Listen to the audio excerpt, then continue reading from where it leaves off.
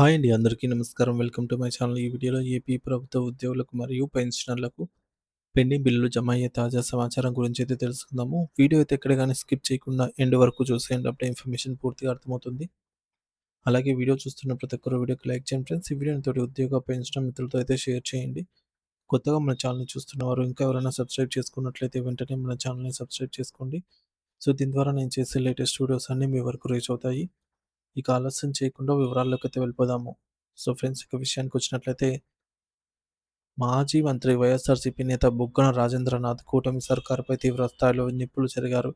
ఆదివారం మీడియా సమావేశంలో ఆయన మాట్లాడుతూ కూటమి సర్కారు ఉద్యోగులను మోసం చేసిందని మండిపడ్డారు.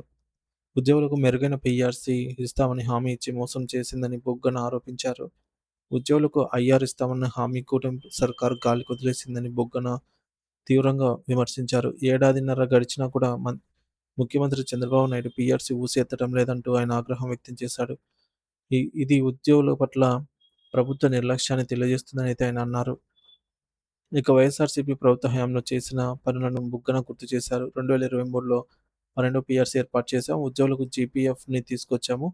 వైఎస్ఆర్‌సీపీ ప్రభుత్వం అసలు కూటమి సర్కారు చెప్పిందేంటి, చేస్తుందేంటి అంటూ బుగ్గన ప్రశ్నల వర్షం కురిపించారు. ఆయన లేవనెత్తిన ప్రధాన ప్రశ్నలేంటంటే 2024 నుంచి గ్రాట్యుటీ, మెడికల్ బిల్లులు పెండింగ్‌లో ఉన్నాయి. ఇప్పుడు ఉద్యోగులకు ఓపీఎస్ లేదు, జీపీఎస్ లేదు. నో ఆహ్, పెన్షన్ స్కీమ్ అన్నమాట. నో పీఎస్ అయింది. అంటే ఉద్యోగుల భవిష్యత్తు ఆర్థిక భద్రత పైన ప్రభుత్వం ఎటువంటి హామీ ఇవ్వటం లేదని ఆయన ఎత్తి చూపారు.